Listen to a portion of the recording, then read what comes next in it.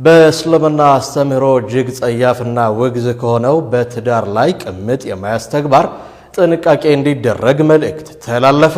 ይህ በፈጣሪ ዘንድ ድርጊት ፈጻሚው ተጸጽቶ ፈጣሪውን ማህርታ እስካልጠየቀ ድረስ ይቅር ከማይባሉ ታላላቅ ወንጀሎች መካከል የሆነ ተግባር እንደሆነም አጽንኦት ተሰጥቷል።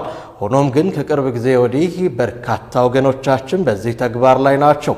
ከጉዳዩ አሳሳቢነት አንጻር ነጃሺ ቲቪ አንዳንድ አካላትን አነጋግሮ ተከታዩን አሰናድቷል። ዝርዝሩን ሀያት ከማል ተቀርቧለች። በእስልምና አስተምህሮ በተለምዶ በትዳር ላይ ቅምጥ መያዝ ወይም ዝሙት ከፍተኛ ወንጀል እንደሆነ ይታወቃል።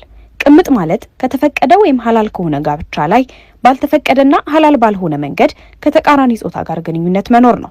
ይህ ተግባር ከቅርብ ጊዜ ወዲህ እየተለመደና የብዙዎችን ደጅ እያንኳኳ ያለ ተግባር መሆኑን ነጃሺ ቲቪ ባደረገው ምልከታ ለማወቅ ችሏል።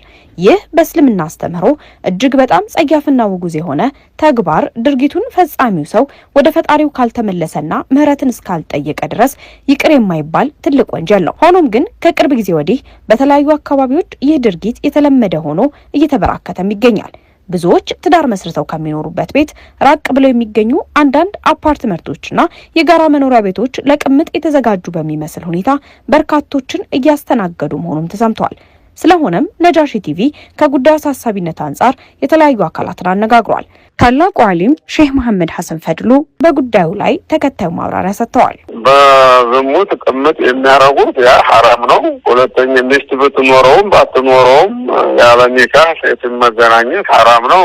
ይህንን አላህን ፈርተው መተውበት ነው ያለባቸው። ይህ ጸያፍ ተግባር ከፈጣሪ መንገድ ማስወጣት ብቻ ሳይሆን በተጨባጭ የተለያዩ ማህበራዊ ቀውሶችንም እንደሚያስከትል እሙን ነው። ቤተሰብ እስከመበተን፣ ለተላላፊ በሽታዎች መጋለጥ፣ በትዳር ባሉበት ቤት ውስጥ ኃላፊነትን በአግባቡ አለመወጣትና ሌሎችም ዘርፈ ብዙ ጉዳቶችን ያስከትላል። አቶ ሙስጠፋ ሽፋ በፌዴራል ማናቸውም ፍርድ ቤት የህግ አማካሪና የሰብአዊ መብት ተሟጋች በሚያስከትላቸው ተጽዕኖች ዙሪያ ተከታዩም ብለዋል። እንዲህ አይነት ሂደት ጥረው ግብ ያፈሩትን ደግሞ ሀብትና ንብረትንም ደግሞ ምን ያደርጋል? ኢኮኖሚካሊ ክራይሲስ ያመጣል። ይህ ማለት በፍርድ ቤት ውጣ ውረድ፣ በተለያዩ ሂደቶች ላይ ሀብታቸውን የማጣት ሁኔታዎችን ያስከትላል። ባህልንም እሴትንም ደግሞ ያደፈርሳል ነው። ይህን ስል ምንድነው ሃይማኖታዊ ወይ ባህላዊ ቀኖናውን ተከትለው ያልሄዱ ሰዎች የሚያስከትሉት አንዳንዴ ደግሞ አላግባብ መበልጸግንም ያስከትላል። አንዱ ወይ ወንዱ ወይ ሴቷ ወደ አንደኛው ወገን ሲጠጉ ማቴሪያል ቤዝድ ሆኖ ሲመጡ አንደኛው ወገን ቀድሞ ለነበረው ትዳር ወይም ደግሞ አዲስ ለሚያስበው ሂደት ላይ ግንኙነት የኢኮኖሚ ውድቀትንም ያስከትላል ማለት ነው። ስለሆነም ይህ ድርጊት ለምን አስፈለገ?